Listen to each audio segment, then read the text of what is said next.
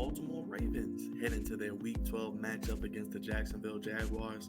As hot as the temperatures will be in Florida, winners of 4 out of their last 5 coming in with a record of 7-3 in first place in the AFC North. God's favorite host, the host of the Moist here on the Flex Zone podcast, only place giving you your sports how you want it when you need it. Here to break it all down, give you my keys to the game and my prediction as the Ravens travel to Jacksonville for Week 12. Stay tuned as we get into the preview right after this.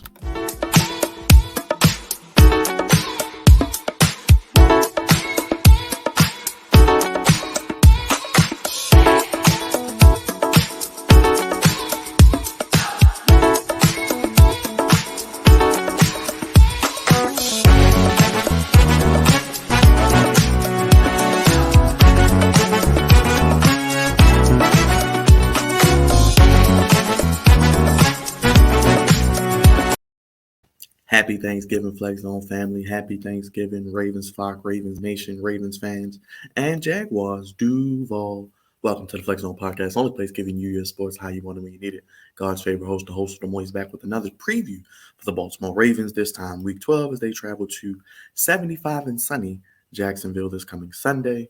Make sure you guys hit that subscribe button if you're new. Hit that like button, helps out the channel. Hit that bell. And you can always comment down below. Let me know your prediction for this coming week's game, as I'll get to that in a second. But the Ravens go into this game, winners 4 out of their last 5, 7-3, and in first place in the AFC North. Hopefully not too full off of the good food of Thanksgiving and ready to play a better game, offensively especially, as they head into Jacksonville.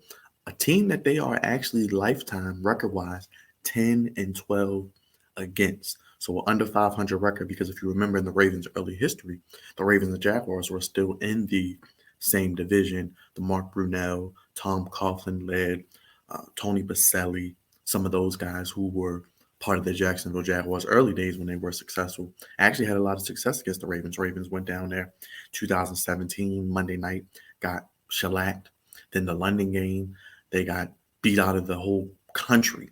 I mean, I was at that game. They got hammer timed and they were getting danced on by the second quarter going into halftime. But enough about that. Different Ravens team, Lamar Jackson era, John Harbaugh, still the coach. But the game that I'm looking forward for the Ravens to see, the Ravens defense is going to finish in the top 10 when it's all said and done. Adding Roquan Smith, Patrick Queen playing the way he is playing defensively with the pass rush ability with Houston, JPP, Calais Campbell, 2 sacks away from 100. Broderick Washington batting down balls, Matabike, Travis Jones creating double teams, allowing one-on-ones for other guys. We know how great Roquan Smith is. Peters and Humphreys are playing at a high level. Marcus Williams is back at practice. He'll probably be back in maybe the next 2 or 3 weeks. Ajabo looks to possibly be on track to make his NFL debut way earlier than I expected. I did not expect this guy until at least mid to late December, honestly, in my opinion. And he's going to help out tremendously, in my opinion, also. Look for the Ravens. Obviously, Kyle Hamilton didn't practice.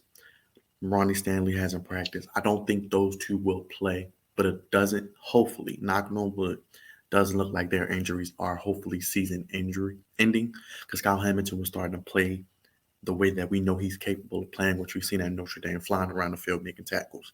And Ronnie Stanley was playing at a Pro Bowl level at the left tackle position, solidifying the offensive line.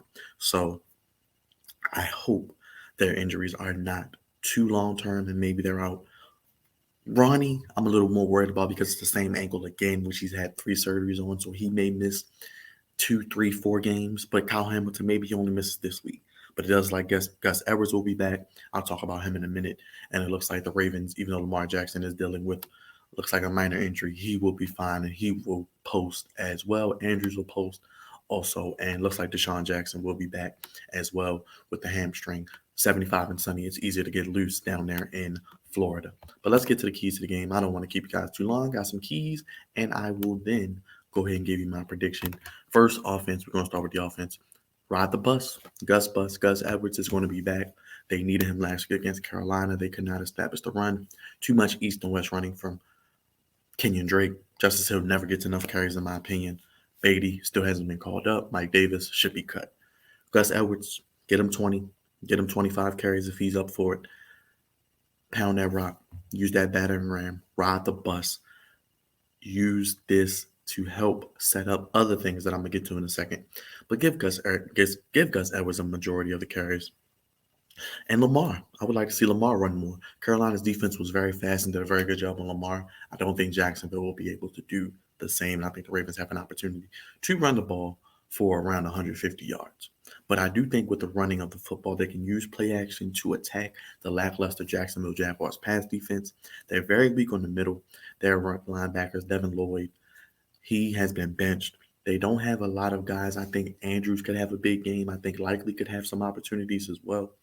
Look for the play action, hopefully, to be used with the RPO game to create some opportunities down the field. Like I said, Andrews, I expect him to be around 100 yards. I expect Likely to hopefully have some big plays. Hell, take some deep shots to Deshaun Jackson. See what you have with him. Lamar Jackson has struggled with the deep ball. What better way to get some rhythm and practice with that and build chemistry with Deshaun Jackson in real game situations than in a beautiful environment, which will be 70 degrees, where you can throw the football. Last week was tough with the wind. You can throw the football deep. Use Deshaun Jackson. Let's see if DeMarcus Robinson, he caught 9 passes last week. I don't want him to not have a catch this week. I want to see him get 4, 5, 6 catches again. Target him. Use him. He has good route running and good sideline awareness. This also leads to my next key. Use Duvernay. It's a damn shame Duvernay only had 2 touches last week. This man should be touching the ball minimum of 5 to 7 times a game. Jet sweeps, screens. Let him go deep. Run him on a couple slants. Use him on those crossing routes. He's a Pro Bowl returner. That means he can get open. He can run. Let him run. Use him. Put him in the backfield. Use Duvernay. He should have more than 2 touches. And the emphasis this past week, the coach is talking, I think they will be trying to force feed him the ball, thankfully. And last but not least, it looks like no Ronnie Stanley. We saw some bad snaps last week. We saw Morgan Moses get a couple penalty calls, justified or not, from Jerome Boger's staff. Protect Lamar. We don't want Lamar on his back. We don't want Lamar having to hold the football because nobody is open also. So receivers are going to have to create separation. But I do think they have some opportunities in the passing game. But got to protect Lamar, especially on that left side. Looks like Makari will start. It looks like if Stanley doesn't go, got to protect Lamar. We don't want him running for his life. They do have some guys, some Trayvon Walker, the first-round pick. They can get after the quarterback, Josh Allen, even though he is kind of, I don't want to say downgraded or is having a down year, but he still can rush the passer. So you want to protect Lamar. Let's get to the defense. Got to keep Trevor Lawrence in the pocket. He's a guy who likes to move outside the pocket, run around, create plays with his legs. Keep Trevor Lawrence in the pocket. Don't let him run around and get outside the pocket and make plays with his legs or throwing the football. And with that being said, make Trevor Lawrence hold the football. They want to get it out quickly. Doug Peterson, his offense, get the ball out quickly. 3 seconds or less, don't hold the ball. Quick passes, short passes. And with that being said, tackle well defensively. Roquan Smith, Patrick Queen, you guys are doing a hell of a job. About 20 tackles between the two of you last game. I think we'll see more of the same. Tackle well because they'll throw it short to Christian Kirk. Zay Jones is their deep guy. And next, contain Etienne. Probably their best offensive player. Can catch the ball out of the backfield, can run very well. He is a game breaker, a home run hitter. Do not let him get to that second level. You got to contain Etienne. Keep him under 100 yards total, rushing and receiving. Contain Etienne if possible. And my special teams, use the weather to your advantage. Last week we saw the wind was used well. The Ravens are doing a better job taking the points, not going for 4th downs because the defense is better. I think Harbaugh trusts them more. Take advantage of the weather. Kick those field goals, take those points. Jordan Stout, you've been having a hell of a rookie season. Continue booming that ball and punting it. And be ready for anything special teams-wise. This team, they did an onside kick against the Chiefs to start the game. They've done onside kicks. They could do some fakes with the punts. Be ready for anything special teams-wise. I'm sure Chris Horton and his team prepared all week, and they will be ready for that. But let's get to my prediction. Ravens, Jaguars, 1 o'clock Sunday. I'm going with the Ravens. Like I said, I've only picked against them one time this year, and I will not pick against them this week. Have a very favorable schedule. I think this is a very winnable game. I think the Ravens offense will be able to put up more than 13 points. I have the Ravens with a win of 23-13. Ravens 23, Jaguars 13. Let me know your comments down below, your prediction, who wins, and your score if you want to give that as well. I think Lamar Jackson will have a better game throwing the football, but also with his legs. Gus Edwards being back will help with that, with some of those reads on the count of, handing it off, reading the outside linebackers, making more plays with his legs. And I think the weather will be ideal as well. And hopefully we, like I said, see a big game from Likely. Andrews, we get Robinson involved, get Duvernay the football, and we see Deshaun Jackson do something as well. But again, my keys: ride the bus, use play action to attack lackluster pass defense, use Duvernay and protect Lamar. Defensively, keep Lawrence in the pocket, make Trevor Lawrence hold the ball, tackle well, and contain Etienne. Special teams, use the weather to your advantage, and be ready for anything. Again, I'm going with the Ravens 23-13, winning on the road before they come back next week, home confine of M&T Bank Stadium. Again, let me know down below in the comments your prediction. Who do you have winning? Again, I'm going with the Ravens 23-13. God's favorite host, the host of the Moist Flex Zone podcast, only place giving you your sports how you want it when you need it.